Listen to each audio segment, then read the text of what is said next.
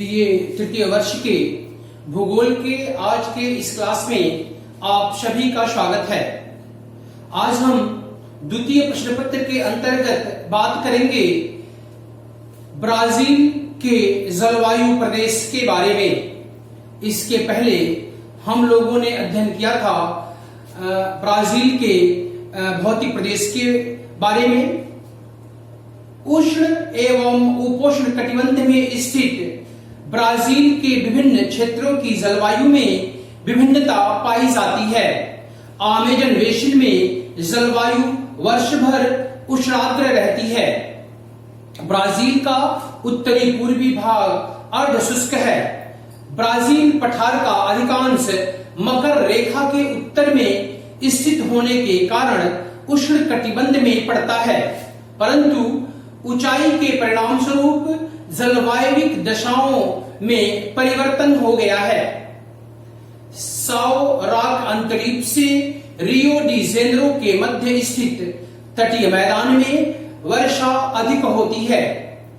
पर्वतों की वृक्ष छाया प्रदेश में स्थित होने के कारण उत्तरी पूर्वी पठारी भाग में वर्षा कम एवं अनिश्चित होती है तथा तापमान अधिक होने के कारण वाष्पीकरण अधिक होता है।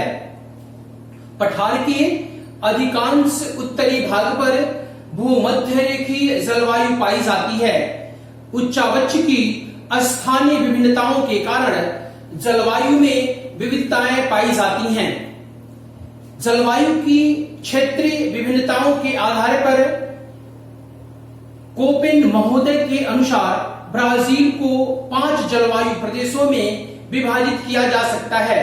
इसमें पहला है उष्णकटिबंधीय आर्द्र भूमध्य रेखीय जलवायु प्रदेश, दूसरा है उष्णकटिबंधीय आर्द्र शुष्क सवाना तुल्य जलवायु प्रदेश, तीसरा है उष्णकटिबंधीय आर्द्र शुष्क स्टेपी तुल्य जलवायु प्रदेश, चौथा है उष्णकटिबंधीय आर्द्र जलवायु प्रदेश और पांचवा है उष्णकटिबंधीय उच्च भूमि जलवायु प्रदेश। तो हम बात करते हैं सबसे पहले वाले जलवायु प्रदेश की, अर्थात उष्णकटिबंधीय आर्द्र जलवायु प्रदेश की। वर्ष पर्यंत उच्च तापमान एवं अधिक वर्षा इस जलवायु प्रदेश की 2 प्रमुख विशेषताएं हैं। ब्राजील की उत्तरी सीमा और 10 डिग्री उत्तरी अक्षांश के मध्य स्थित अमेज़न बेसिन इस जलवायु का विश्वविख्यात प्रधान क्षेत्र है। व्यापारिक पवनों के प्रभाव क्षेत्र में स्थित ब्राजील के पूर्वी तट पर रेसिफे के दक्षिण से मकर रेखा तक एक पतली तटवर्ती पट्टी में उष्णकटिबंधीय आर्द्र जलवायु पाई जाती है। इस प्रदेश का औसत वार्षिक तापमान 27 डिग्री सेंटीग्रेड रहता है। वार्षिक तापांतर 2 डिग्री सेंटीग्रेड से अधिक नहीं होता है। अमेज़न बेसिन में उच्च तापक्रम के साथ साथ अधिक आर्द्रता होने के कारण जलवायु मानव के लिए अत्यधिक कष्टप्रद है। विश्व की सर्वाधिक वर्षा की मेखला में स्थित इस प्रदेश में वार्षिक वर्षा 200 सेंटीमीटर से अधिक तथा साल भर समान रूप से होती है। वर्षा मुख्य रूप से संवहनीय होती है। अब हम बात करते हैं दूसरे जलवायु प्रदेश की, अर्थात उष्णकटिबंधीय आर्द्र शुष्क जलवायु प्रदेश की। उष्णकटिबंधीय आर्द्र शुष्क जलवायु प्रदेश की तुलना में इस प्रदेश में वर्षा कम होती है और विभिन्न महीनों में इसका वितरण असमान होता है। इसके परिणाम स्वरूप सघन वन के स्थान पर वृक्ष युक्त घास के मैदान पाए जाते हैं। सवाना नामक लंबी घास के आधार पर इसे सामान्यतः सवाना तुल्य जलवायु प्रदेश कहते हैं। ब्राजील में यह जलवायु प्रदेश 5 डिग्री दक्षिण से 20 डिग्री दक्षिणी अक्षांश तक भूमध्य रेखीय निम्न वायुभार एवं उपोष्ण उच्च वायुभार क्षेत्र के मध्य व्यापारिक पवनों की पेटी में स्थित है। सूर्य के उत्तरायण एवं दक्षिणायन होने के परिणाम स्वरूप सौर्य ताप, वायु दाब और हवाओं की पेटियों के स्थानांतरित होने से इन प्रदेशों में ग्रीष्म ऋतु में अंतः उष्णकटिबंधीय अभिसरण और डोल ड्रम के प्रभाव में वर्षा होती है, जबकि शीत ऋतु में व्यापारिक हवाओं तथा उष्ण प्रतिचक्रवातों के प्रभाव में मौसम शुष्क रहता है। इस जलवायु प्रदेश में निरंतर उच्च तापमान एवं अधिक वार्षिक तापांतर पाया जाता है।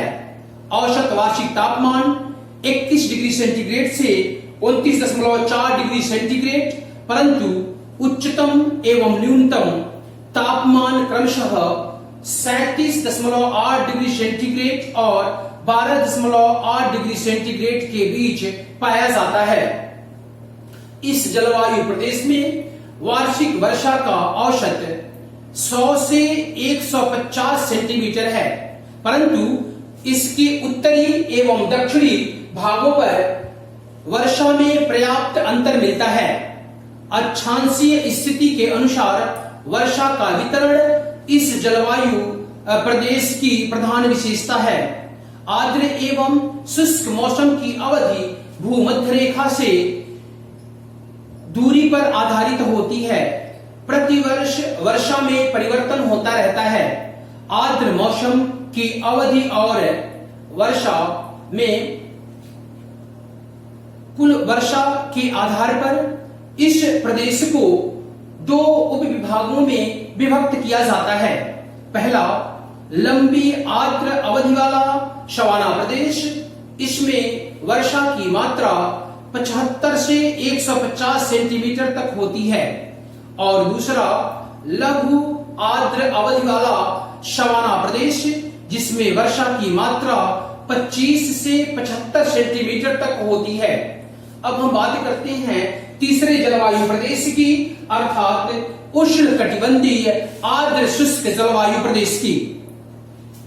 ऐसे जलवायु प्रदेश में औसत वार्षिक तापमान 18 डिग्री सेंटीग्रेड से 29 डिग्री सेंटीग्रेड के मध्य रहता है, परंतु अक्षांश ऊंचाई एवं सागर से दूरी के अनुसार तापमान में परिवर्तन मिलता है। दैनिक एवं वार्षिक तापांतर आर्द्र जलवायु की अधिक होता है। प्रायः वर्ष भर तापमान ऊंचा रहता है। इस प्रदेश में वार्षिक वर्षा की मात्रा कम होने के साथ साथ वर्षा का वितरण भी असमान है। केवल उच्च प्रदेशों में ही वर्षा अधिक होती है। शेष मैदानी भागों और सागर तटवर्ती भागों में वर्षा कम होती है। इस भाग में वार्षिक वर्षा का औसत 25 से 75 सेंटीमीटर है। वर्षा ग्रीष्मकालीन होती है। दिसंबर और जनवरी अधिक वर्षा का समय है। छोटी जड़ों वाली गुच्छेदार छोटी स्टेपी घास इस प्रदेश की प्रमुख वनस्पति है। इस स्टेपी नामक घास के आधार पर ही इस क्षेत्र को स्टेपी तुल्य जलवायु प्रदेश भी कहते हैं। अगला जलवायु प्रदेश उपोष्णकटिबंधीय आर्द्र कटिबंधीय जलवायु प्रदेश है। इसे चीन तुल्य जलवायु प्रदेश भी कहते हैं। ब्राजील में इस जलवायु प्रदेश का विस्तार मकर रेखा से ब्राजील की दक्षिणी सीमा तक, आंध्र महासागर तटीय भाग एवं उसके शुष्क प्रदेश में है। इस भाग में ग्रीष्म ऋतु उष्ण एवं आर्द्र होती है और शीत ऋतु में सामान्यतः कम ठंड पड़ती है। ग्रीष्मकालीन जनवरी माह का औसत तापमान 26 डिग्री सेंटीग्रेड और शीतकालीन जुलाई माह का औसत तापमान 15 डिग्री सेंटीग्रेड रहता है। औसत वार्षिक वर्षा 100 से 175 सेंटीमीटर होती है। ग्रीष्मकाल में शीतकाल की अपेक्षा वर्षा अधिक होती है।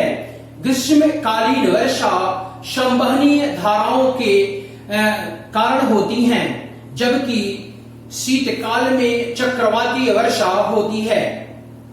अगला जलवायु प्रदेश उष्णकटिबंधीय उच्च भूमि जलवायु प्रदेश है। उष्णकटिबंधीय उच्च भूमि में अन्य जलवायु प्रदेशों के समान जलवायु का कोई निश्चित प्रारूप नहीं पाया जाता है। इस प्रकार की अनिश्चित जलवायु ब्राजील के अटलांटिक तट के समानांतर दक्षिणी भाग में सैन फ्रांसिस्को के ऊपरी घाटी के रियो ग्रांडे डे सुल राज्य के पूर्वी भाग तक उच्च भूमि प्रदेश में पाई जाती है। इस भाग में औसत वार्षिक वर्षा लगभग 150 सेंटीमीटर होती है। पर्वत श्रेणियों के पूर्वी भाग में पवनमुखी ढाल पर अधिक वर्षा होती है और पश्चिमी पवन विमुखी ढाल पर कम वर्षा होती है, क्योंकि यह क्षेत्र वृक्ष छाया प्रदेश के अंतर्गत आता है। अधिकांश वर्षा सितंबर से मार्च तक ग्रीष्म ऋतु में होती है। ब्राजील का यह भाग कहवा उत्पादन के लिए प्रसिद्ध है। तो आज के लिए इस वीडियो में इतना ही। धन्यवाद।